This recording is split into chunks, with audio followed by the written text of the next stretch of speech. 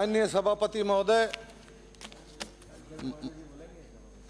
मांग संख्या 20, 21 और 22 पर बोलने का मौका दिया, इसके लिए बहुत बहुत धन्यवाद। ये बहुत महत्वपूर्ण मांग है। माननीय सभापति महोदय, चाहे कोई देश हो, प्रदेश हो, बिना शिक्षा के आगे नहीं बढ़ सकते। बाबा साहब भीमराव अंबेडकर ने कहा है कि दुनिया में ऐसा कोई देवी देवता या कोई शक्ति नहीं जो तुम्हारी गरीबी और गुलामी को दूर करेगी। वो स्वयं आप खुद या शिक्षा के द्वारा इसको दूर कर सकते हैं। माननीय सभापति महोदय, स्कूलों में जो हालात है आज की स्थिति में, तो वो पर्याप्त नहीं है। एकीकृत जिला शिक्षा सूचना प्रणाली के अनुसार स्कूलों में 12% स्कूलों में आज इंटरनेट है, सिर्फ 12% स्कूलों में, और 30% स्कूलों में कंप्यूटर है। तो ये बड़े दुख की बात है कि ग्रामीण स्कूलों में न तो इंटरनेट की सुविधा है न कंप्यूटर की सुविधा है। इसके साथ साथ 42% स्कूलों में फर्नीचर नहीं है, 23% स्कूलों में बिजली की व्यवस्था नहीं है, 22% स्कूलों में शारीरिक निःशक्त जनों के लिए रैंप की व्यवस्था नहीं है, और 15% स्कूलों में जल, सफाई और स्वच्छता की सुविधा नहीं है। ये बहुत दुर्भाग्य की बात है। इस देश को और अगर प्रदेश को हम आगे बढ़ाना चाहते हैं तो सभी राजनीतिक दलों को मिलकर शिक्षा पे काम करना पड़ेगा। माननीय सभापति महोदय, माध्यमिक स्तरों पर देखो तो विद्यालयों को में 14 से 16 वर्ष के अधिकांश छात्रों में शिक्षा की पूरा करने के लिए स्कूल छोड़ देते हैं। इसके बहुत सारे कारण हैं, उन कारणों पर अपन को विचार करना पड़ेगा। उसमें वित्तीय संसाधन भी है। कोई गरीबी के कारण, पैसे की व्यवस्था नहीं होने के कारण वो स्कूल छोड़ देते हैं।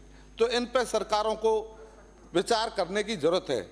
राष्ट्रीय परिवार स्वास्थ्य सर्वेक्षण के अनुसार 2019-20 में स्कूलों में 6 से 17 वर्ष की आयु में 21% बच्चे बालिकाएं स्कूल छोड़ देती हैं, जो पिछले मुख्य कारण पढ़ाई में रुचि न होना बताया है। इस सर्वे में ये बताया है कि रुचि क्यों नहीं है। उसका मुख्य कारण ये है कि सरकारी स्कूलों में हम पर्याप्त सुविधा नहीं दे पा रहे हैं। जब तक हम सरकारी स्कूलों के ढांचे को सुदृढ़ नहीं करेंगे, तब तक हम ग्रामीण मजदूर किसान के बच्चों को अच्छी शिक्षा नहीं दे सकते। तो इस पर सरकार को बहुत विचार करने की जरूरत है। एक समस्या ये है, देश में IIT, IIM जैसे संस्थानों में प्रवेश पाने के लिए कड़ी प्रतिस्पर्धा के कारण भारत में बड़ी संख्या से छात्रों को चुनौतीपूर्ण शिक्षण व्यवस्था वातावरण का निर्माण किया गया है, जिसमें फिर वो शिक्षा के लिए विदेश जाना पड़ता है। तो उसको सरल किया जाए। जब वो विदेशों में जाते हैं तो उनकी जो क्वालिटी है, उनकी जो योग्यता है, वो विदेशों के काम आती है, हमारे देश के काम नहीं आती। तो इस बात पे विचार हमको करना चाहिए कि हमारे देश में उनके लिए साधन उपलब्ध कराएं। ऐसी यूनिवर्सिटियां, कॉलेज और जो भी सरकारी जो व्यवस्था दें, तो उनकी व्यवस्था सरकारों को करनी चाहिए। माननीय सभापति महोदय, 2030 तक भारत में विश्व के सर्वाधिक युवा आबादी होगी। युवा आबादी इस विशाल आकार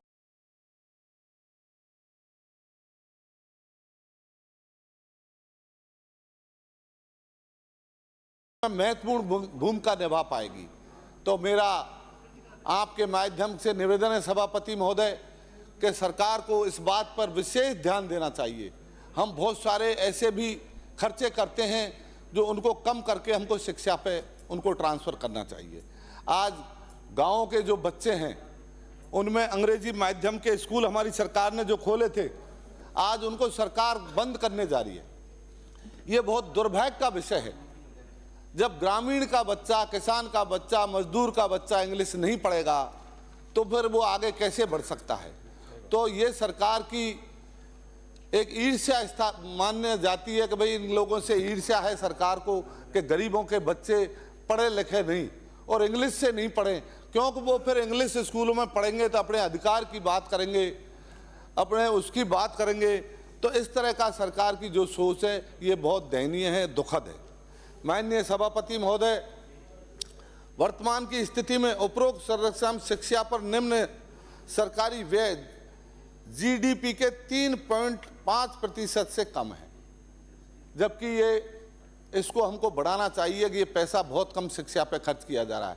आज स्कूलों में पानी की सुविधा नहीं है, बाथरूमों की सुविधा नहीं है, बहुत सारे ऐसी असुविधाएं हैं, तो उनसे बच्चे नहीं पढ़ पा रहे हैं। और एक गांव में भी अब एक माहौल बन गया है कि प्राइवेट स्कूलों में पढ़ाना ही आज हर आदमी अपनी वो समझने लग गया है। तो इस बात को रोकने के लिए कर्नाटक सरकार एक स्कीम लाई थी, उसमें उनने निजी विद्यालयों के मुकाबले संसाधनों की कमी के अभाव को निजी विद्यालय के प्रति बढ़ते रुझान के बीच कर्नाटक में एक सरकारी स्कूल के प्रधानाध्यापक ने स्वागत योग्य अनूठी पहल की। उस स्कूल में दाखिला लेने वाले प्रत्येक नए विद्यार्थी के लिए उन्होंने अपनी निजी आय से 1000 रुपये का फिक्स डिपॉजिट एफडी कराने का निर्णय किया। निश्चित ही इस तरह का प्रयास शिक्षा के प्रति संस्था प्रधान की प्रतिबद्धता को ही कहा जाएगा। यह सराहनीय प्रयास बच्चों के अभिभावकों और सरकारी स्कूलों की ओर आकर्षित करने वाला सहायक होगा।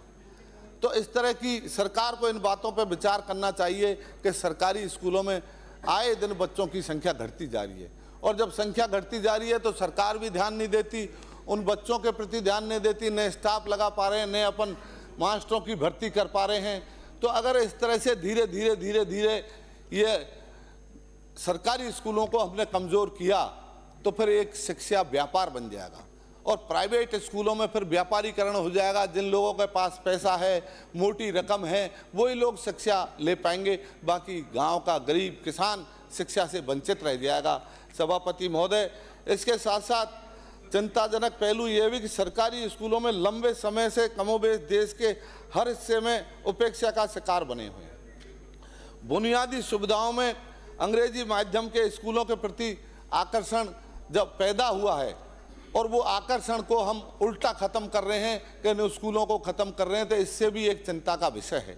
गाँव में आज कोई भी गाँव में जाकर सर्वे कर सकते हैं, सब गाँव के लोग ये चाहते हैं हमारा बच्चा भी इंग्लिश के स्कूलों में पढ़े और वो अच्छी शिक्षा ले, गुणवत्तापूर्ण शिक्षा ले, वो हमारा नाम आगे करे, देश का नाम आगे बढ़ाए। ऐसी सुविधा सरकार को देनी चाहिए। हालांकि जहां तक जागरूकता और समर्पित शिक्षक हैं, वे सरकारी स्कूलों को भी अपने अपने तरीके से बेहतर बनाने में जुटे हैं, इससे इनकार नहीं किया जा सकता। सरकारी स्कूलों में नामांकन बढ़ाने के लिए शिक्षकों को व्यक्तिगत प्रयास अपनी जगह है, लेकिन सरकार को भी इन स्कूलों की दिशा सुधारने के काम करने चाहिए। बेहतर बुनियादी ढांचा, पुस्तकालय, खेल मैदान, शौचालय, स्वच्छ पेयजल के साथ स्मार्ट क्लास, लर्निंग फार्मिंग स्कूलों के नामांकन बढ़ाने का आपको ध्यान देना चाहिए। माननीय सभापति महोदय, समय तो अभी 2 मिनट चालू हुआ है, पर 2 मिनट में मैं अपने विधानसभा क्षेत्र की बात रखूंगा। राजकीय विद्यालय खेड़ी, मंडेलडू, मगेपुरा, भोपर, पदमपुरा ब्लॉक टोडा भीम में कृषि संख्या खोलने की पहले भी मैंने बजट में मांग रखी थी, वो आज तक पूरी नहीं की गई है। मेरा आपके माध्यम से शिक्षा मंत्री जी से निवेदन रहेगा कि वो इन संख्याओं को खोले। इसके साथ साथ हमारे नांदोती और टोडा भीम में कृषि विद्यालय खोले जाएं, कृषि विश्वविद्यालय, वो कृषि कॉलेज खोले जाएं। इसके साथ ही राजकीय उच्च प्राथमिक विद्यालय मेरड़ा, राजकीय उच्च माध्यमिक विद्यालय पैंचला में इनको क्रमोन्नत किया जाए। ये 30-30, 40-40 साल पुराने स्कूल हैं, पर आज तक इनको क्रमोन्नत नहीं किया गया है। इसके साथ ही मेरा आपके द्वारा निवेदन रहेगा कि जो विधानसभा क्षेत्र में मेरा जो कॉलेज है, कॉलेज की आज भी 4 दीवारी नहीं बनी है, तो उस 4 दीवारी को मेरा मंत्री जी से निवेदन रहेगा, उप मुख्यमंत्री महोदय से, कि कॉलेज में 4 दीवारी नहीं होने के कारण उसमें आवारा पशु घुस जाते हैं, आवारा जानवर घुस जाते हैं, तो बहुत दयनीय स्थिति है। तो कॉलेज की 4 दीवारी का फंड माननीय उप मुख्यमंत्री महोदय से निवेदन है कि टोडा भीम के कॉलेज की 4 दीवारी का निर्माण कराया जाए। इसके साथ साथ मेरा आपसे निवेदन रहेगा कि आने वाले समय में नामांकन बढ़ाने के प्रयास, जो तमाम प्रयासों के बावजूद निजी क्षेत्र के दबदबे के बीच सरकारी स्कूल के बच्चों में दाखिला कराने से जो राजी कराना आसान नहीं रह गया है। पिछले कुछ वर्षों में सरकारी स्कूलों के नामांकन घटने का सिलसिला बना हुआ है, जो समाप्त कीजिए। एक श्री मिनट और दे दो। ये श्री भागचंद जी टांकड़ा।